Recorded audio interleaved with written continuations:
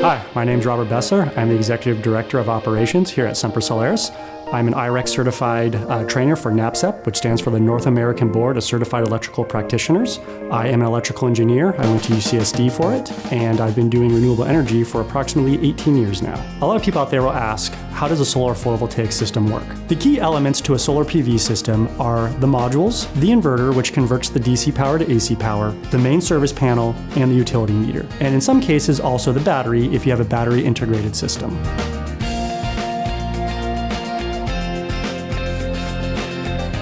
Solar modules, also known as panels, are one of the main components of a solar PV or photovoltaic system. A solar module is made up of several parts. The first part is the actual cell itself. Your cell is one of the most important parts of the module because your cell is what actually creates the DC power. The cells are then put within an aluminum frame, filled with glass on top of it, and then there would be a polymer backsheet on the backside. Once the panel has been assembled, you also have a junction box on the back end.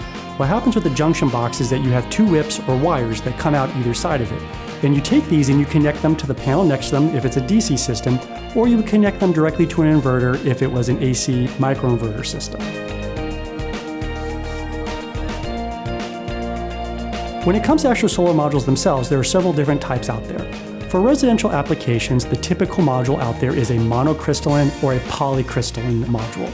Monocrystalline, as per its name, means that you have a single or monocrystal.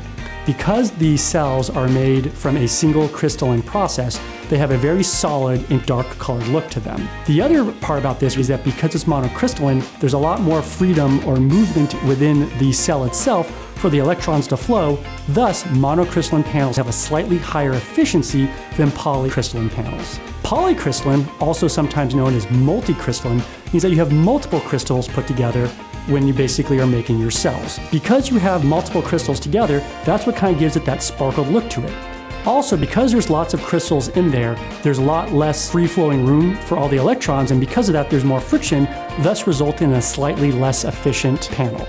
So someone might ask, why would you use one over the other? One of the main reasons that would be considered would be the aesthetic look of it. Monocrystalline panels have a very solid color and a very solid look, so a lot of people like the aesthetics that come with them. Polycrystalline has that speckled look, and while there's nothing wrong with polycrystalline, people sometimes don't like the way that it looks. Also, when you have roof space, using a monocrystalline panel that has a slightly higher efficiency will result in more output per square foot of space required. So why do people go with polycrystalline? Well, the truth is that polycrystalline is slightly cheaper to produce because of the way it's made. So a lot of times you'll see polycrystalline on large utility or commercial projects, or on projects where the aesthetics aren't nearly as important as on the typical home. The cells are actually made up of silicone wafers. Silicone wafers come in lots of different levels of efficiency, and the efficiency is determined based on the amount of impurities that you put in there and the quality of silicone and the quality of impurities that you have in there. The typical solar module will be doped with boron and phosphorus. When you dope a silicone cell with boron and phosphorus, you create what's called a p-n junction. The photons from the sun hit the panel, and the electrons that are within the impurities, such as the boron and the phosphorus, get all excited and they work their way through the p-n junction. From there, they attach themselves to the metal conductors that are running through the solar panel, and they leave the panel through the junction box, thus creating DC power via the photovoltaic effect. From there, the DC power will work its way down to the inverter, where it's converted to AC power, which will then go into your home. Modules come in all different sizes and wattages. I've seen panels as small as 10 to 15 watts, all the way up to commercial sized panels that are 400 plus watts. The typical wattage for a residential panel is somewhere around the 300 to the 330 watt range. You might even see panels creeping up into the 360 and the 370 watt range.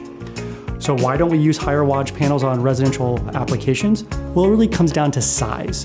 Once you get bigger than that, you get into 72 or 96 cell panels, and those panels are physically so much larger than the other panels that they're just not economically viable from an installation standpoint. We'll look at your electrical usage history, we'll measure your roof and take all the other things into consideration, and we will size a system that properly fits your home and your needs.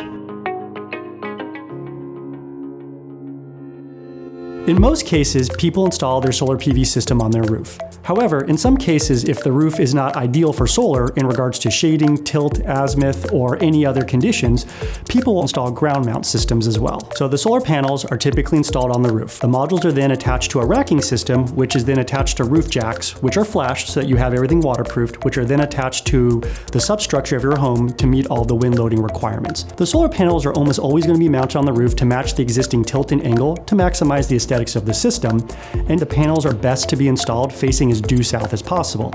However, east and west facing roofs will work as well, just depending on the makeup of your home, as not every home has the perfect solar roof. From there, the power will go into an inverter.